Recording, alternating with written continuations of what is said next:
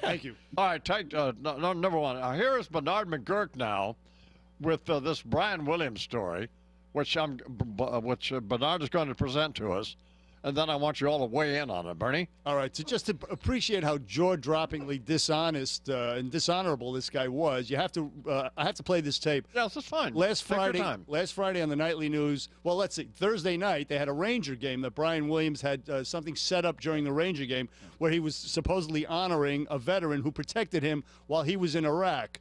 And they ran it Friday night on the NBC newscast. Take a listen to it. We want to share with you a great moment that took place here in New York last night. The story actually started with a terrible moment a dozen years back during the invasion of Iraq, when the helicopter we were traveling in was forced down after being hit by an RPG.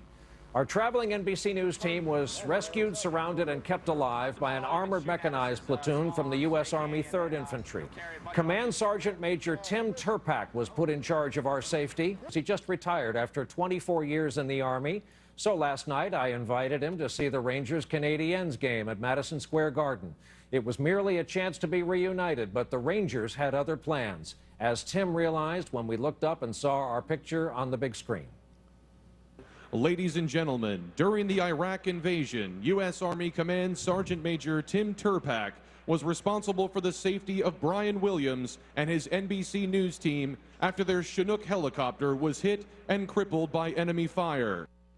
Of course, the helicopter was never hit by enemy fire or crippled, and the whole thing was set up, arranged by NBC and Brian Williams to make Brian Williams look good. It was all about Williams. It wasn't about Tim Turpak at all. So they posted that particular video on Facebook, NBC did, and the guy who was on the aircraft that was shot down, he posted a response.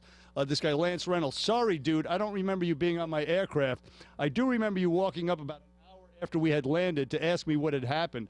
And the guy who actually flew the Lion Williams here, the cheater, his chopper, Chris Simone, such a liar. I was the pilot in command of the Chinook 47 flying Brian Williams into Iraq during the invasion. Excuse me. He was on my aircraft, and we were not shot down. And then, of course, Stars and Stripes News, the people in the aviation regiment, the NBC anchor was nowhere near that aircraft or the two other Chinooks flying in the formation that took fire. Williams arrived in the area about an hour later on another helicopter. So, last night, Brian Williams actually corrected himself and then offered what some say was not an apology. Take a listen. On this broadcast last week, I made a mistake in recalling the events of 12 years ago. It did not take long to hear from some brave men and women in the air crews who were also in that desert. I want to apologize. I said I was traveling in an aircraft that was hit by RPG fire. I was instead in a following aircraft. This was a bungled attempt by me to thank one special veteran and, by extension, our brave military men and women, veterans everywhere, those who have served while I did not.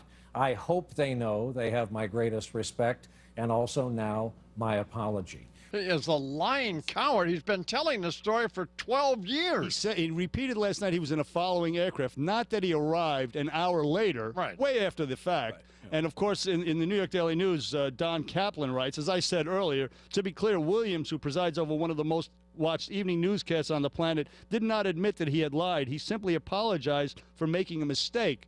But listen to him on David Letterman about a year and a half ago, telling the same lie, the whopper, to David Letterman. We were the northernmost Americans in Iraq. 2 of our 4 helicopters were hit by ground fire, including the one I was in. No kidding. RPG and AK-47. What happens the minute everybody realizes you've been hit? We figure out how to land safely, and we did. Oh, my God. Unbelievable. But here's what the most I've said for years, and people thought, well, I was pissed off at NBC. No, I wasn't. And I am not. He's not going to win any profiles in courage because he's fundamentally a coward.